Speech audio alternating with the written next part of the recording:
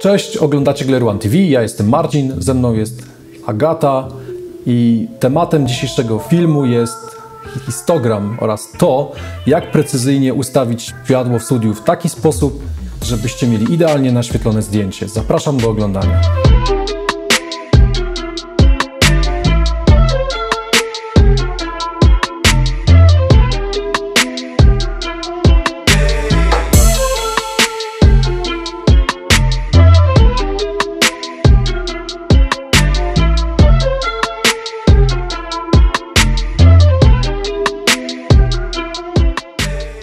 Zanim zajmiemy się histogramem oraz mierzeniem światła, opiszę Wam cały pomysł na zdjęcie i to, w jaki sposób ustawiłem oświetlenie.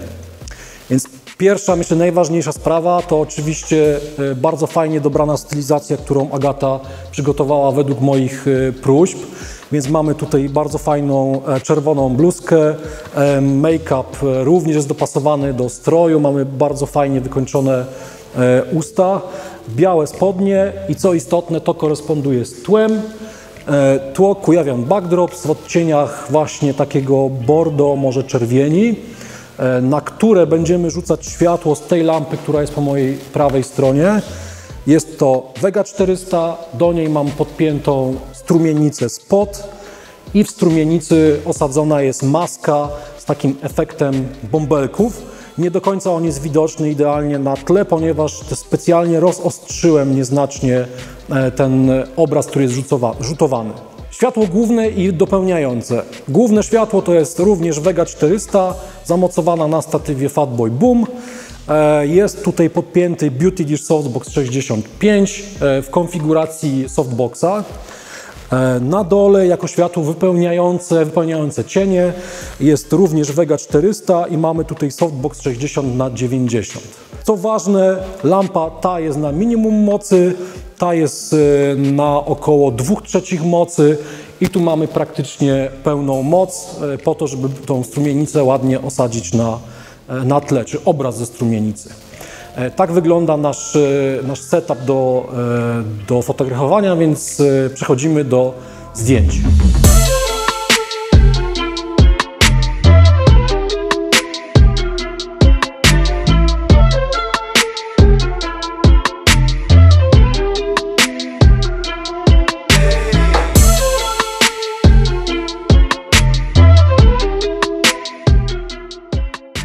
Mamy gotowy materiał porównawczy. Zaczniemy od pierwszego zdjęcia, które jest naświetlone wręcz idealnie.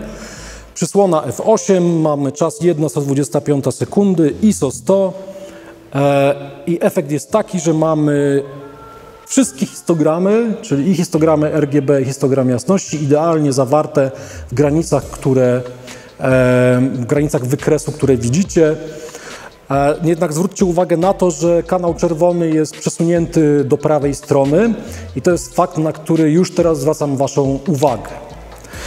Ale zanim przejdziemy do zdjęcia, które pokaże Wam zbyt dużą ilość światła, to popatrzmy na to, co się dzieje, jeżeli zdjęcie jest niedoświetlone.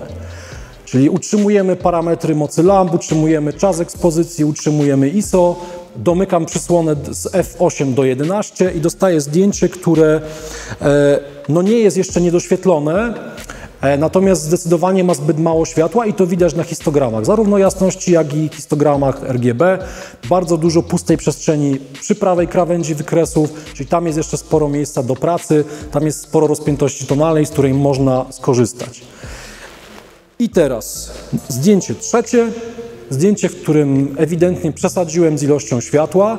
Zrobiłem to właśnie po to, żeby Wam pokazać, co się dzieje, jeżeli tego światła jest trochę za dużo. Otworzyłem przysłonę do f5.6.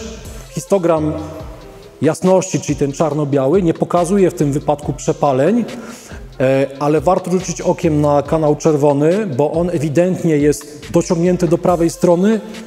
I nie tylko jest dociągnięty, ale jest obcięty, czyli to jest oznaka tego, że mamy przepalenia w kanale czerwonym.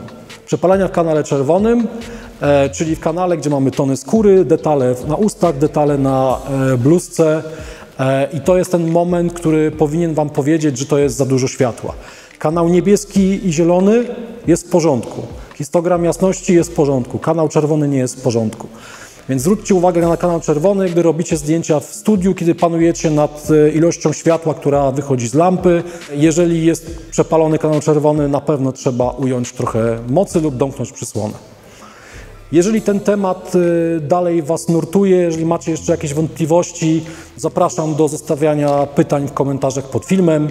Dziękuję Wam za uwagę, dziękuję Agacie za wspaniałe i wytrwałe pozowanie i zapraszam Was do kolejnych odcinków Glare One TV. Cześć!